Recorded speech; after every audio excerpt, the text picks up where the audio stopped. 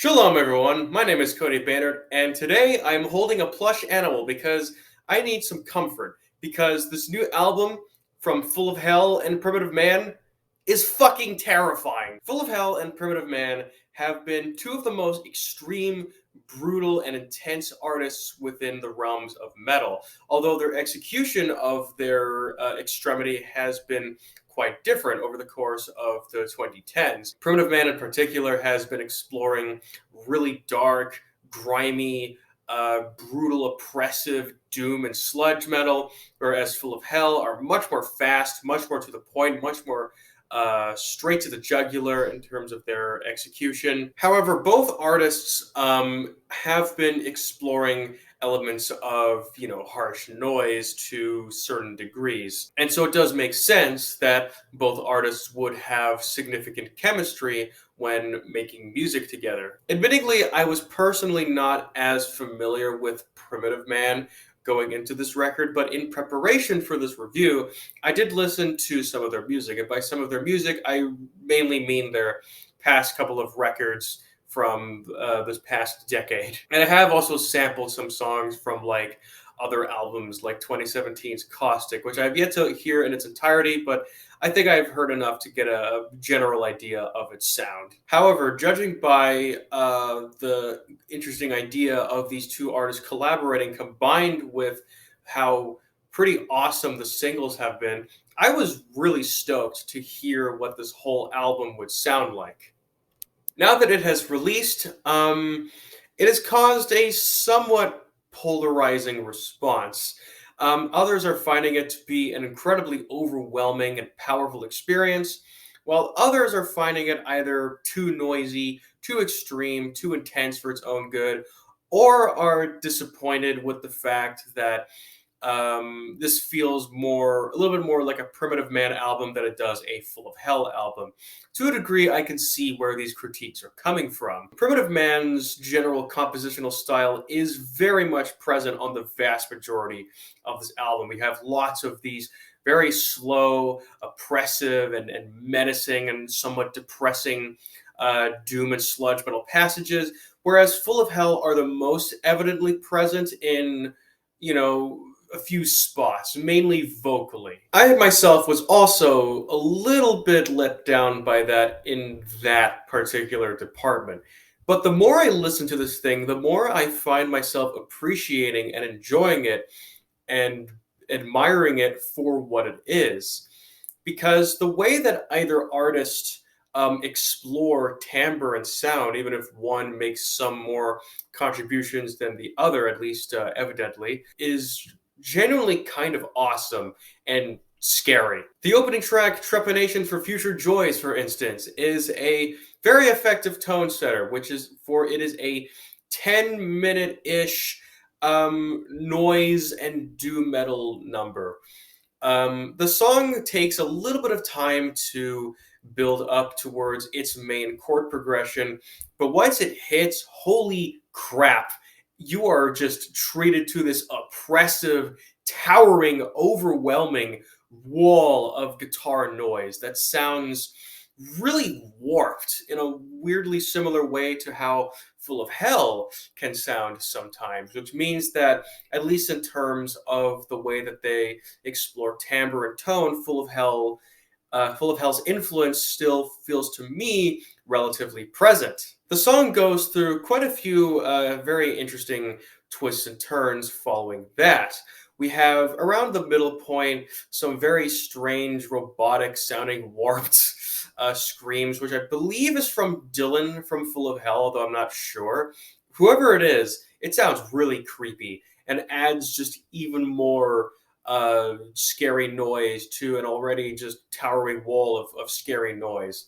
This kind of serves as the track's climax to a degree. And so following that, the song dies down and we're treated to some very tribal sounding percussion mixed in with these very ominous bell sounds, if I'm not mistaken. This track admittedly took some time to grow on me, but the more I listen to it, the more I am really loving just the oppressiveness of it all. The following track, Rebel Home, is pretty much no different. This song structurally is kind of similar. We have, we start with a brief buildup that then leads into a very sinister sounding chord progression. But around the middle part, this track dives into some really loud, fast, speedy grindcore where Dylan and Ethan from their respective bands seem to duet with each other. And that vocal duet continues when the song transitions to its climax, where we have this absolutely towering chord progression combined with their vocal madness. I feel like I'm listening to like the sounds of hell, like just demons from hell battling against each other or screaming in agony on top of this tortured instrumental. This climax alone kind of got me pumped for the album when it came out as a single. And whenever I listen to this track, I still find myself just like my eyes wide open in just sheer awe of like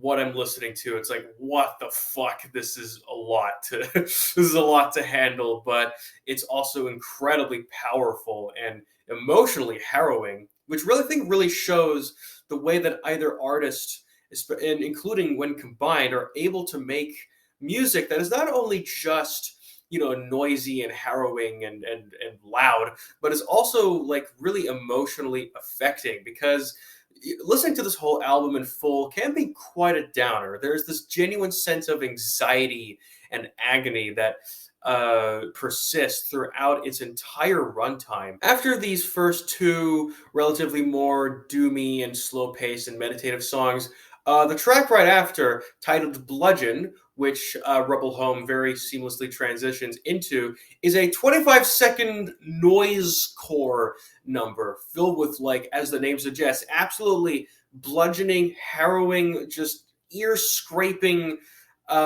noise textures and blast beats and vocals. It's definitely quite the shock to the senses and and very abusive to the ears. Like, wow.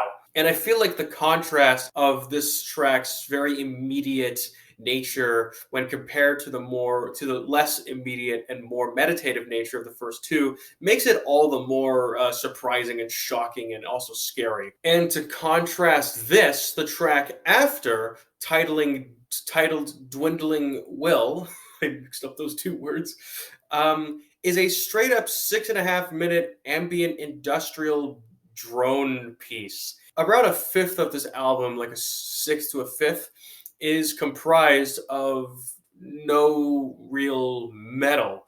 And that, for something that is a straight up collab with Primitive Man and Full of Hell, can be understandably a little bit uncalled for or weird or underwhelming. But regardless, I actually love this piece, and I love the way that it's placed on the album. Even if it's maybe tricky to pick up on Full of Hell's influence, it still does kind of make sense to me that both of these artists played around with sounds and ideas and sonic textures on this 6.5 minute number, especially since it is really creepy. There's a genuine sense of tension that is persistent throughout its entire runtime and never lets up, and it never really reaches much of a cathartic climax either. There's somewhat of a finale to this piece for towards the end, around the 4.5 to 5 minute mark. We have these pretty loud and distorted banging noises that makes me feel like I'm about to witness a massive drop that doesn't really come until we get to the next track, titled Tunnels to God. The way that the track Dwindling Will explores sound and builds tension doesn't feel too dissimilar from like a Yuboa piece or something. It's really quite awesome in my opinion. And the closing final track, Tunnels to God, is quite the finale to this whole record. This song, interestingly, starts off by continuing with the more ambient drone sounds of Dwindling Will, which still builds a lot of tension, but this time around the 4 minute mark, it does actually reach, uh, you know, crescendo, and holy fucking shit, the rest of the song, absolutely oppressive and intense and overwhelming, probably more so than anything else leading up to this song. The chord progressions are sinister, they're dark, and they're also kind of mournful and somber. And I love the way that the track builds in noisiness as it goes on. It's like the whole thing, the whole track feels like a cinematic journey from ambience to just fucking ear scraping noise. And that fucking ear scraping noise becomes even more present during the outro of the song, which is 1.5 minutes of um, ear bleedingly loud, like Prurian-esque harsh noise from guitars. And I've seen some people finding this section too abrasive for its own good. And to a degree, I do kind of agree, because it is just really loud and unpleasant and hard to listen to. But obviously that's the point, and I'm sure people who don't like it acknowledge that that's the point. But I think the point is made in a way that is effective, because in context with this, very cinematic number, this kind of feels like just the peak of sonic insanity that the whole thing kind of builds up to, and it is quite intense, and in context with the track, pretty terrifying.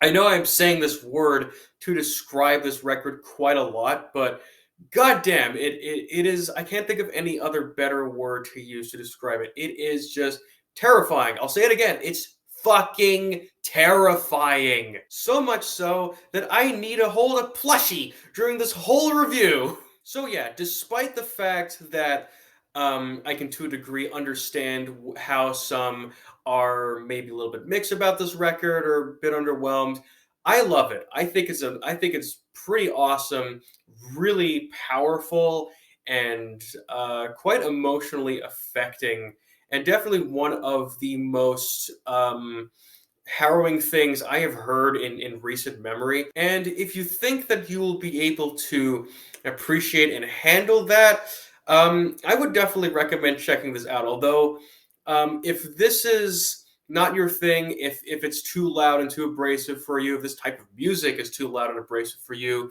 or too much to emotionally handle, I guess I would recommend staying away from this. Like, I would not recommend my boy Ori to listen to this, because look at his ears. Look how big those ears are. They're very big and sensitive. It's going to be too much for this little guy. And so, yeah, those are my thoughts on the latest record from Full of Hell and Primitive Man. And so, what did you think of this record? Did you like it? Did you not like it? Did you find it too noisy for its own good? Do you think that their collaboration was effective? And as always, please feel free to like and subscribe and comment and all that good stuff. And I'll see you guys next time. Bye bye.